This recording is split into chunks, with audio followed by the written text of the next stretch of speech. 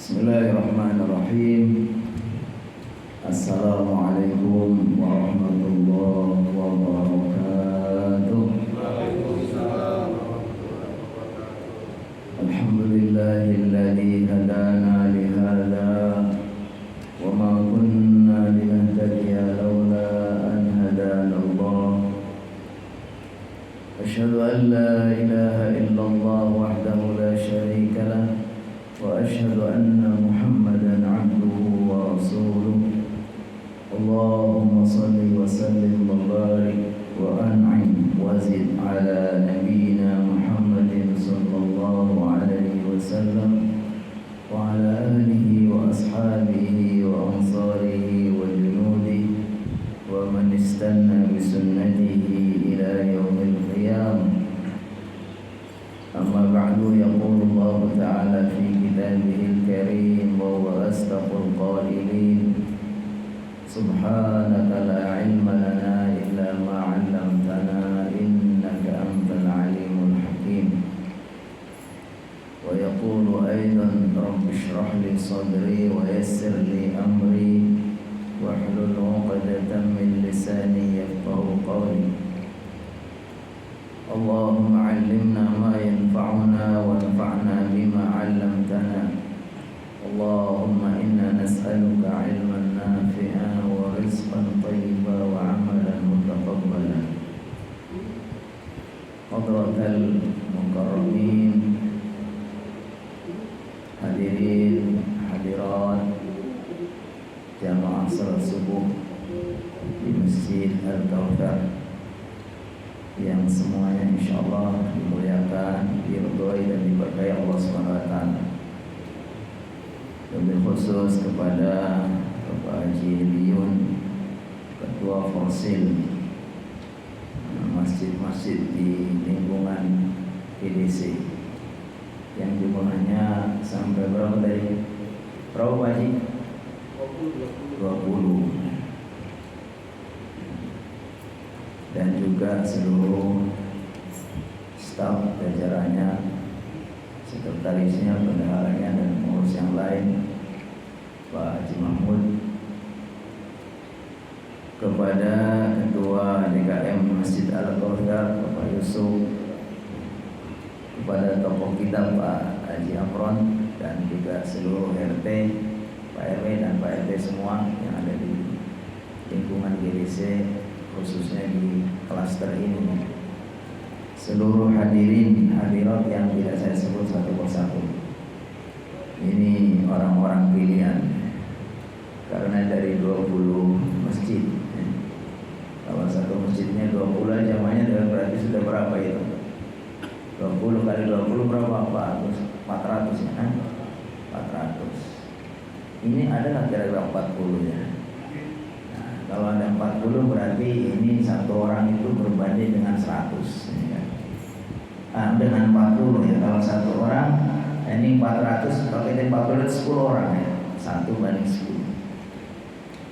Orang hebat itu kata pepatah 1 banding 1000 atau banding 100. Kalau kata Rasulullah SAW, wan nasu ka'ibilina takadu alla tajida fihinna rahina.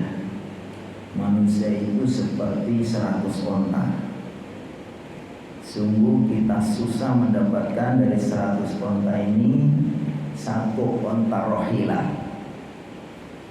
Onta rohilah itu onta yang siap untuk jalan jauh, dimuatin dengan barang-barang yang banyak gitu. Itu jarang ya. Onta yang bagus ya kan. Tapi kalau manusia itu bahkan 1000, 1 banding 1000. Wan nasu alfun kawahidin wa wahidun ka alfin in amrun ana. Manusia satu itu bisa bernilai sama dengan 1000. Kalau kita ini baru 10 kan? Karena 400 diwakili oleh 40 orang. Nah ini sudah luar biasa. Insya Allah mudah-mudahan ini semuanya menjadi keberkahan, menjadi kebaikan untuk kita. Apalagi niatnya memang sesuai dengan namanya silaturahim. Walaupun walaupun sebetulnya istilah silaturahim itu berlaku untuk kerabat. Jadi rahim itu artinya kerabat, orang yang menyambung antara seorang dengan orang lain yang punya hubungan kekerabatan. Tapi kalau di Indonesia itu yang dimaksud silaturahim itu adalah silatul ukhuwah.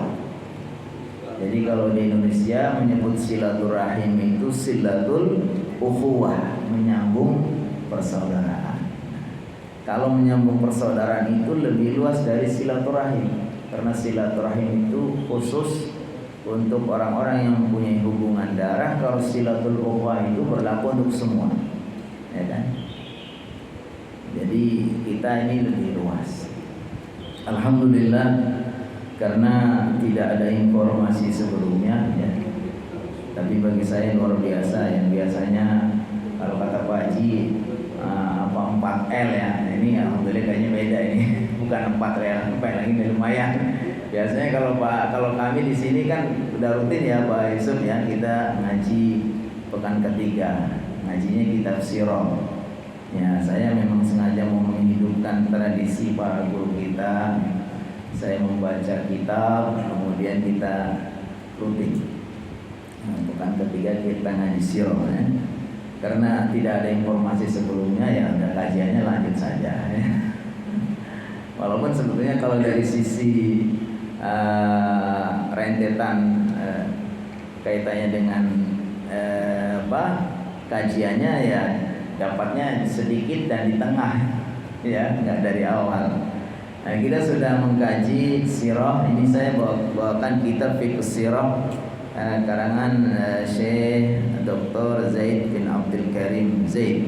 Ini salah satu kitab fikih sirah yang banyak juga diminati oleh para ahli terkait dengan, karena di sini dibahas tentang secara umum sirah nabawiyah, kemudian dihadirkan juga apa sih pesan-pesan yang bisa ditangkap darinya. Jadi alhamdulillah, karena pas pagi ini temanya pas sampai hadisatul fil. Jadi kalau sebelumnya kita sudah sampai kepada nasab-nasab Nabi Muhammad SAW ya, yang kita sudah kaji nasab Nabi Muhammad SAW itu ya, kalau bisa kita hafal ya. Ada nggak yang hafal nasab Nabi sampai Adnan ya, sampai kakek Nabi Muhammad SAW yang ke 21. Nah, ini kalau bisa minimal kita ya, biasanya kita kenal minimal ayahnya ya kan, Nabi Muhammad bin Abdullah, habis itu bin Abdul Muthalib. Tetapi kita sudah kaji sampai kepada 21 dari nasab Nabi Muhammad SAW ke atas, yang disebutkan bahwa nasab Nabi Muhammad SAW itu secara umum dibagi menjadi dua. Ada nasab yang sudah jelas, di situ para ahli sirah, para ahli sejarah itu memastikan bahwa nasab Nabi Muhammad SAW itu sudah benar, tidak ada ikhtilaf, yaitu diantara nasab Nabi Muhammad dari ayahnya Abdullah sampai kepada Adnan.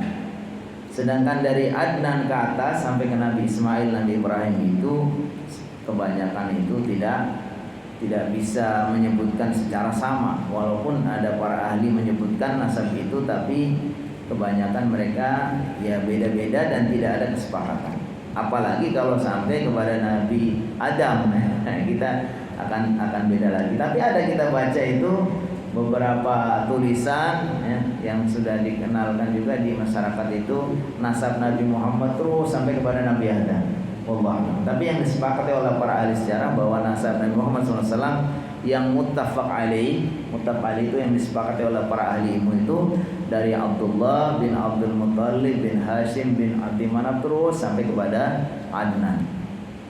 Kalau saya hafal, tapi karena dulu belajarnya pakai syair, jadi harus disyairkan dulu.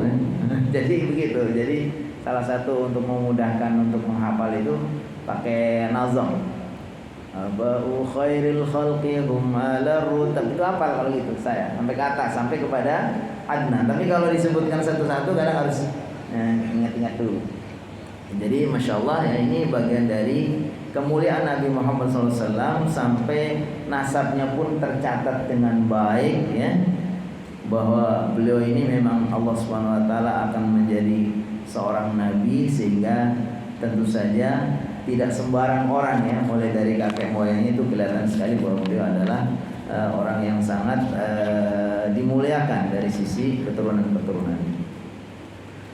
Kita akan membahas tentang hadisatul fil. Nah, ini sebetulnya cukup populer karena ini dikuatkan dengan ayat yang secara khusus Allah Subhanahu wa taala turunkan, yaitu surat Al-Fil. Ini para ulama menyebutnya sebagai irhasat. Irhasat itu satu tanda-tanda khusus yang Allah berikan memang kepada Nabi Muhammad SAW. Belum sampai kepada mukjizat ya. Kalau mukjizat itu kejadian yang luar biasa yang Allah berikan kepada Nabi dan Rasul untuk menunjukkan bahwa beliau itu memang seorang Nabi, seorang Rasul. Tapi kalau ini irhasat itu artinya tanda-tanda. Salah satu bukti bahwa Nabi Muhammad SAW itu nanti akan menjadi Nabi, menjadi Rasul itu ada beberapa tanda-tanda yang khusus ya. Bahkan ini kan kejadian kejadian peristiwa Al-Fil itu kan setelah Nabi Muhammad SAW, sebelum Nabi Muhammad lahir. Tapi dikuatkan setelah Nabi Muhammad SAW diangkat menjadi Nabi. Jadi jaraknya itu lama. Nabi Muhammad itu diutus sebagai Nabi itu kan berarti ketika beliau umur berapa? Umur 40 tahun. Tapi peristiwa tahun gajah itu terjadi pada tahun di mana Nabi Muhammad lahir, kurang lebih 1 atau 2 bulan menurut para ahli. Tapi setelah Nabi Muhammad SAW itu menjadi Nabi, lalu Allah turunkan ayat yang mengingatkan lagi, menguatkan lagi peristiwa itu. Ara'aital ladzi alam tara, bagaimana? Alam tara kaifa fa'ala rabbuka bi ashabil fil. Alam tara, bukankah engkau melihat kaifa fa'ala rabbuka, bagaimana Tuhanmu berbuat bi ashabil fil, dengan pasukan bergajah. Nabi Muhammad enggak lihat. Karena Nabi Muhammad SAW itu ketika terjadi peristiwa ini Nabi belum lahir. Tapi Allah katakan, bukankah engkau melihat bagaimana Allah berbuat kepada pasukan bergajah. Makanya para ulama kemudian mengatakan yang dimaksud melihat di sini, kalau melihat itu nggak mesti pakai mata, tapi melihat juga pakai ilmu. Itulah yang dipakai oleh orang Muhammadiyah untuk menetapkan hilal. Orang Muhammadiyah itu menetapkan hilal itu nggak mesti pakai ruqyah, dalam artian melihat pakai teropong gitu kan. Karena beliau berdasarkan di sini bahwa orang melihat itu nggak mesti pakai mata. Buktinya apa? Nabi Muhammad SAW itu nggak pernah melihat bagaimana peristiwa gajah karena beliau belum lahir. Bahkan setelah 40 tahun belum menjadi Nabi, baru Allah tanya, bukankah engkau melihat wahai Muhammad bagaimana Tuhanmu berbuat kepada pasukan bergajah. Nah ini artinya ya, melihat itu bisa dengan al-basar, dengan mata, bisa juga dengan ilmu, dengan basirah. Jadi dalam diri manusia itu ada namanya basar, mata kepala, ada basirah namanya mata hati, yaitu pikiran atau pengetahuan. Nah, jadi ini peristiwa tahun gajah atau peristiwa gajah ini di sini disebutkan fi ahdi Abdul Muttalib bin Hashim jaddin Nabi waqa'at hadisatul fil allati tazamanat ma'al 'am alladhi wulida fihi Rasul. Pada tahun di mana Nabi Muhammad SAW itu lahir, itu pada zamannya kakeknya namanya Abdul Muttalib bin Hashim terjadi peristiwa gajah. Di sini seperti ini disebut hadisatul fil. Nah, di sini disebutkan wa khulasatul qissah. Bagaimana seringkasan ceritanya? Kalau kita ringkasan ceritanya sebetulnya terulang lagi di zaman sekarang. Itu motivasinya juga sebetulnya ada semacam persaingan. Persaingan antara kita orang-orang Muslim dengan mereka orang-orang Nasrani. Di mana waktu itu ketika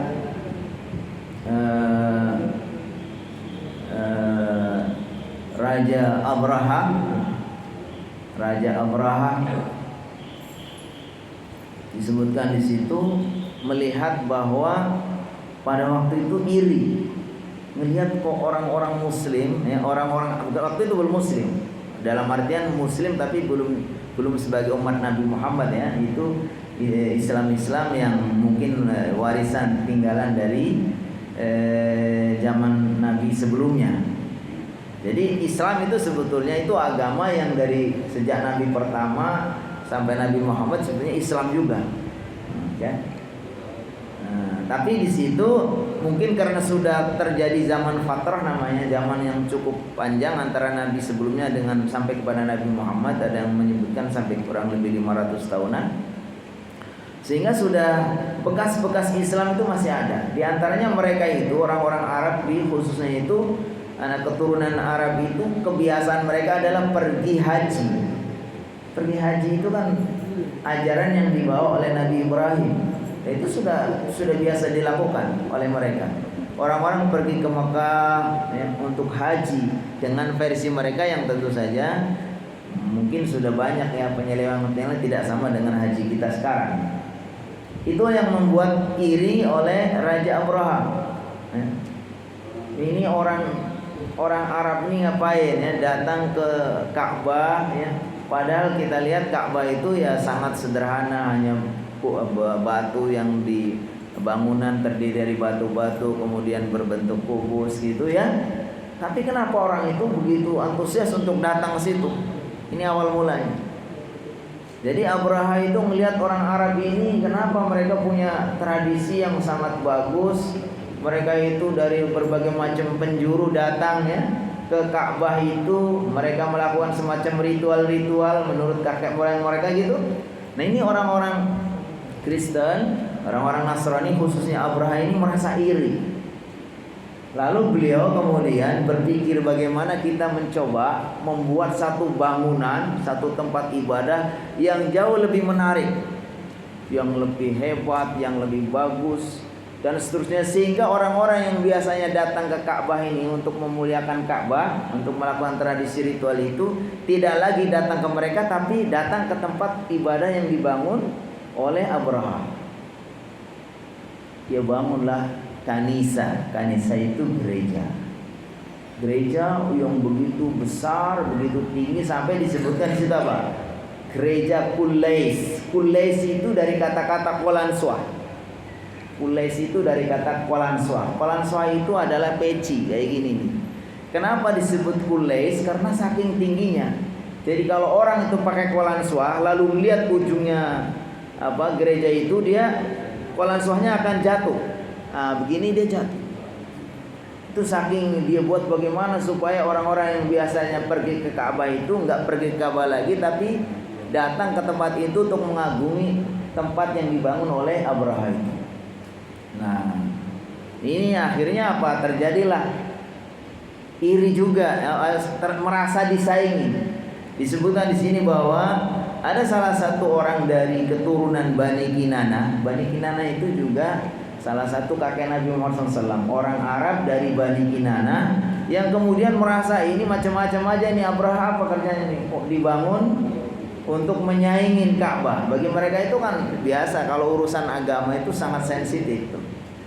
Itu ya di mana-mana seperti itu. Ternyata itu motivasi karena kecintaannya kepada agama mereka dan seterusnya. Ketika merasa ada yang menyaingi tempat ibadahnya, ini ada salah seorang dari Bani Kinana itu, kemudian dia datang ke tempat itu lalu merusaknya. Ada yang menyebutkan di sini apa? Disebutnya fasami'a bidzalika rajulun min Bani Kinana fasara ilaiha wa dakhalaha lailan wa lataha judranaha bil adra. Kemudian salah satu dari orang Bani Kinana itu sengaja mengendap-endap mendatangi tempat ibadah itu, gereja itu, lalu dia masuk ke dalamnya, lalu mengotori dindingnya dengan kotoran. Awalnya seperti itu. Fa'lamma 'alima Abraha bidzalika ghadiba. Begitu dengar ini macam-macam ini ya, orang dari keturunan Arab nih. Nah, karena dia ketika tahu bahwa yang melakukan pengerusakan dan pengotoran gereja itu adalah orang Arab, akhirnya apa?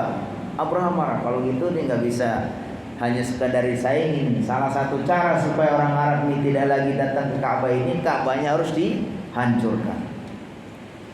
Maka di sini disebutkan lalu Abrahah sudah tekadnya sudah bulat, pokoknya kalau gitu tidak cukup hanya dibuatkan gereja lalu mereka akan pindah kepada gereja, tapi ini harus disingkirkan nih Ka'bah ini ya, yang batu hitam kotak ini harus dihilangkan. Nanti kalau dia sudah nggak ada itu, maka mereka akan pergi berbondong-bondong ke tempat gereja yang mereka bangun.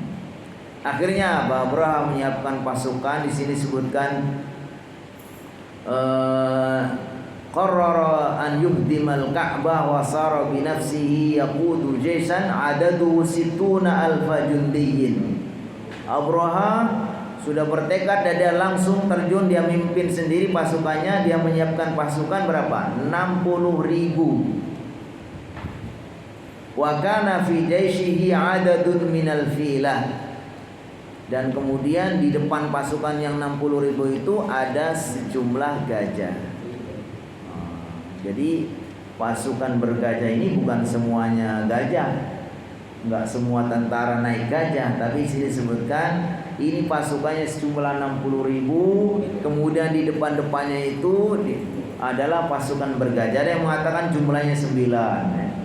Ada lagi yang menceritakan dalam sirah ini disebutkan dari 9 ini ada yang paling besar. Nanti kita akan baca. Setelah Abrahah menyiapkan pasukan, kemudian dipimpin yang paling depan adalah pasukan yang bergajah, kemudian menujulah ya dari Yaman. Tadi disebutkan bahwa Abrahah itu membangun gereja itu di San'a. Sekarang namanya San'a ya, masih sampai sekarang masih namanya San'a. Setelah mereka itu menyiapkan pasukan, kemudian menujulah ke Ka'bah dari Yaman sampai ke Mekah. Dalam perjalanan menuju Mekah itu disebutkan itu setiap melewati satu wilayah ya, karena dia punya pasukan banyak ya kan, masing-masing setiap hari butuh makanan untuk keperluan para tentaranya itu, sehingga dia dalam perjalanan itu kan perjalanan darat, jalan ya kan, sampai disebutkan setiap dia melakukan perjalanan di satu wilayah, pokoknya apapun yang ada untuk keperluan mereka rampas, mereka ngerampok. Merampok apa saja yang mungkin makanan, termasuk kambing, sapi. Sampailah di sini disebutkan salah satu yang diambil atau dirampok adalah harta milik Abdul Muttalib. Harta Abdul Muttalib disebut di sini merampas hak atau merampas harta Abdul Muttalib sejumlah mi'ata ba'irin, 200 onta Abdul Muttalib yang waktu itu mungkin sedang ya di gembala gitu ya. Kalau di sana kan mungkin orang punya ratusan ribuan onta ya, semuanya ada dilepas gitu ya. Nah, Abrahah dan pasukannya itu mengambil ontanya Abdul Muttalib. Itu adalah kakek Nabi Muhammad SAW dan sekaligus beliau adalah penguasa Ka'bah itu sendiri. Jadi beliau seorang tokoh sekaligus turun-temurun, itu beliau adalah orang yang dipercaya sebagai juru kuncinya Ka'bah.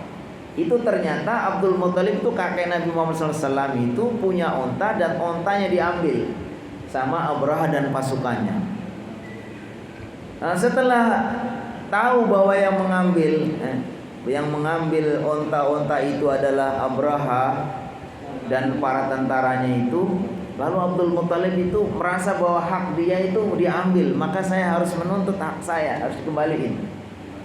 Maka ketika Abrahah sudah membuat satu tempat untuk persiapan menyerang Ka'bah, mungkin membuat satu kayak semacam perkemahan atau di mana dia itu untuk sementara dia tinggal di situ. Lalu tahu bahwa Abdul Muttalib ini, Abrahah dan semua tentaranya lagi istirahat atau lagi berdiam di tempat itu untuk melakukan penyerangan Ka'bah berikutnya. Lalu Abdul Muttalib datang. Ketika Abdul Muttalib datang ini disebutkan ternyata Abrahah itu pun kayak semacam ngefair, kayak semacam apa ya, down karena orang itu sangat cakep, sangat berwibawa, ya kan? Sampai disebutkan Abraha itu ketika tadinya sebelum Abdul Muthalib itu datang itu duduknya di atas kursi di tempat yang tinggi. Begitu dia ngelihat Abdul Muthalib datang dengan tampilan yang begitu berwibawa, akhirnya dia pun duduk di bawah sejajar dengan Abdul Muthalib.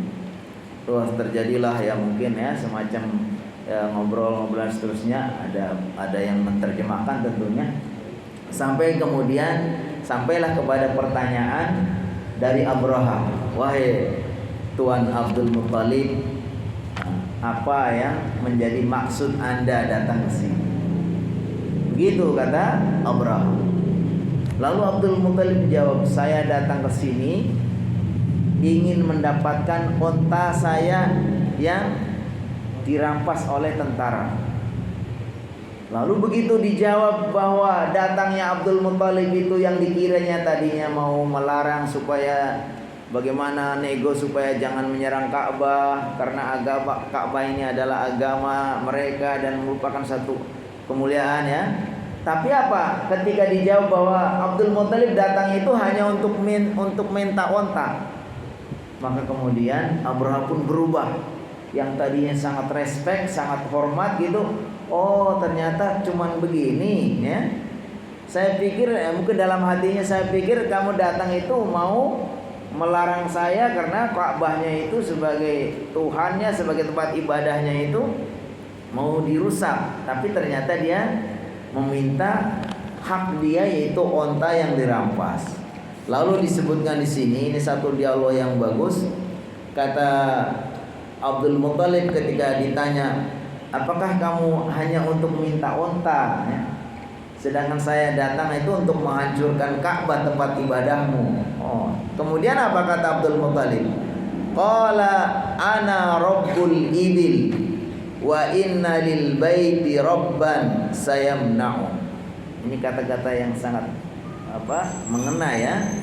Ya, saya datang ke sini karena saya pemilik onta yang 200 itu. Sedangkan Baitullah yang katanya atau Ka'bah yang kalian mau akan hancurkan itu dia punya pemilik juga. Jadi saya akan minta hak saya, onta yang 200 itu, dan saya akan biarkan itu Ka'bah karena dia punya pemiliknya, dialah yang akan melindungi. Maksudnya Allah SWT.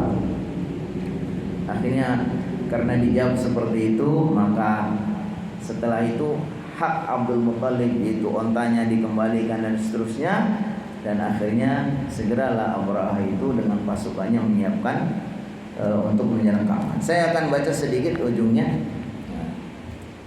Wa'adda Abraha jaishahu wa tahayya'a lidukhuli Makkah. Lalu setelah peristiwa itu, dialog antara Abraha dan Abdul Muthalib terjadi, maka Abraha karena ia nggak ada yang ngelarang, nggak ada apa, dia merasa tujuannya dari awal sudah sesuai dengan apa yang dia rencanakan. Akhirnya Abraha menyiapkan pasukan, dia siap-siap untuk masuk kota Makkah.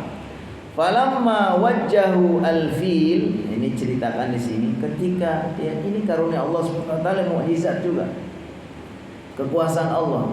Ketika pasukan bergajah ini ditujukan, setiap dia diarahkan ke menuju Ka'bah, dikatakan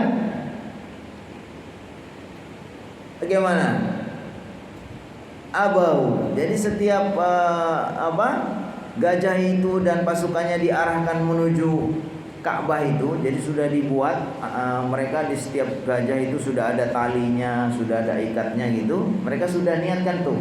Nanti begitu udah sampai kepada Ka'bah itu, tinggal Ka'bahnya diikat, kemudian ditarik oleh gajah itu supaya roboh. Tapi heran di sini disebutkan ketika gajah itu diarahkan kepada Ka'bah, dikatakan barika, langsung dia gajahnya itu langsung dia tidak mau. Wa darabuhu liyaquma fa'aba. Kemudian gajah itu dipukul-pukul, dipaksa untuk menuju Ka'bah juga tidak mau. Falamma ghayyaru wijhatahu qama yuhawil. Tapi herannya kalau diarahkan ke arah yang lain, Pokoknya kalau Ka'bah di sana pun diarahkan ke samping, ke kanan atau ke belakang, dia itu mau. Jadi mungkin bagian dari ya kekuasaan Allah Subhanahu wa taala. Ya. Ini tentu saja namanya makhluk Allah ya, apalagi gajah ini kan hewan, tentu Allah Subhanahu wa taala paling berkuasa, bagaimana ya mungkin dia tidak mau. Akhirnya dikatakan ketika sudah berkali-kali dicoba gajah itu untuk menyerbu Ka'bah tidak mau, kemudian ya apa yang terjadi disebutkan di summa arsalallahu alaihim tayran ababil. Kemudian Allah Subhanahu wa taala utus kepada mereka untuk menyerang ya, untuk menyerang Abraha dan pasukannya, itu didatangkan burung-burung tayran, burung-burung ababil yang berbondong-bondong, tahmilu ahjaran, yang masing-masing burung itu membawa batu-batu, fala tusibu ahadan minhum illa ahlakathu, maka batu itu tidak akan mengenai salah satu dari mereka kecuali menghancurkan. Kemudian itulah makanya Allah Subhanahu wa taala kuatkan peristiwa ini setelah Nabi Muhammad SAW menjadi nabi, lalu diturunkan wahyu berupa surat Al-Fil. Allah Subhanahu wa taala berfirman, alam taro kaifa fa'ala rabbuka bi ashabil fil. Alam taro, bukankah engkau melihat, kaifa, bagaimana, fa'ala rabbuka, melakukan Tuhanmu, bi ashabil fil, dengan pasukan bergajah. Alam yaj'al kaidahum fi tadlil, bukankah Allah telah menjadikan tipu daya mereka, upaya mereka, fi tadlil, dalam sia-sia. Udah menyiapkan pasukan sekian banyak, ada gajahnya untuk merobohkan Ka'bahnya, udah melakukan berbagai upaya strategi untuk menghancurkan Ka'bah, tapi belum sampai, ternyata apa? Allah Subhanahu wa taala sudah kirimkan burung-burung yang semuanya menjadi gagal. Alam yaj'al kaidahum fi tadlil, bukankah Allah sudah menjadikan upaya mereka itu semua sia-sia. Wa arsala alaihim tayran ababil, dan Allah telah mengutus kepada mereka, mengirimkan kepada mereka burung-burung ababil. Jadi burung ababil artinya berbondong-bondong yang banyak. Jadi tarmihim, yang burung-burung itu melempari mereka, bihijaratin, dengan batu-batu, min sijil, dari batu yang dipanaskan. Sijil itu batu yang sudah keras, tanah liat yang sudah mengeras. Faja'alahum ka'asfim ma'kul, maka dijadikanlah mereka ini, tentara-tentara Abraha yang sudah dilemparin pakai batu ababil itu, kemudian seperti daun-daun yang dimakan ulat. Ini sebagai kiasan bahwa mereka itu semuanya hancur ya, karena kekuasaan Allah Subhanahu wa taala terkait dengan rencana Abraha dan tentaranya untuk menyerang Ka'bah. Intinya nanti kita akan kaji, insya Allah di sini ada setidaknya 7 pelajaran penting yang akan kita bahas mungkin pada pertemuan berikutnya. Saya baca penutupnya, penutup peristiwa ini. Hadisatul fil waqa'at fi syahril Muharram. Peristiwa tahun gajah ini terjadi pada bulan Muharram. Al-muwafiq, yang cocok atau yang sesuai, li awakhiri Februari atau awaili Maris, yang kurang lebih terjadinya di permulaan bulan Februari atau Maret ya, antara Februari. Tahunnya kalau tahun Hijriah di sini belum ada, karena Nabi Muhammad SAW belum menetapkan tahun ya. Nah itu yang menetapkan tahun itu justru sudah Nabi Muhammad, yaitu zaman berapa? Zaman Umar bin Khattab. Ya, jadi kalau di tahun Hijriah belum ada. Di sini disebutkan bulan Muharram yang kurang lebih sesuai dengan Februari atau Maret. Kalau tahun miladiahnya disebutkan di sini adalah tahun 571. Ay qabla miladir Rasul SAW bihawalai syahrin wa nisfin, yaitu kurang lebih sebelum Nabi Muhammad lahir, kurang lebih sekitar 1 bulan atau 1,5 bulan. Ini peristiwa bergajah. Waktu juga yang membatasi kita. Insya Allah mudah-mudahan ada kesempatan lain kita bisa lanjutkan kajian kita. Insya Allah pada pertemuan berikutnya tinggal kita ambil beberapa hikmah atau faedah-faedah dari peristiwa ini yang disebutkan oleh kitab ini, insyaallah nanti kita akan bisa kaji pada pertemuan berikutnya. Waktu juga yang membatasi kita. Jazakumullah khair atas semua perhatian dan semua yang kita upayakan tadi, termasuk yang dari jauh ya. Ada yang dari ujung, mungkin dari Melati atau dari KMM ya. Mudah-mudahan Allah SWT mencatat semua langkah, niat dan kehadiran kita sebagai amal saleh kita yang akan menambah pahala. Beratnya timbangan amal kita insyaallah dicatat di dalam lembaran-lembaran amal saleh kita. Kita langsung tutup atau ada sesuatu yang mau ditambahkan? Kalau sudah pinter semua, nggak ada pertanyaan, kita langsung tutup. Oh, mari. Waalaikumsalam warahmatullahi wabarakatuh.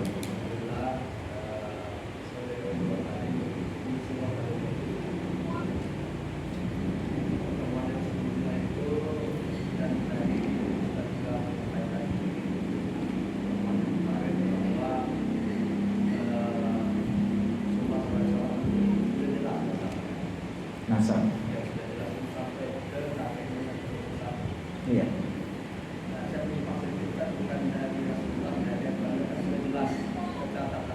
Iya. Nah, yang saya dengarkan itu ada sejarah juga tentang kita tadi, manusia tadi.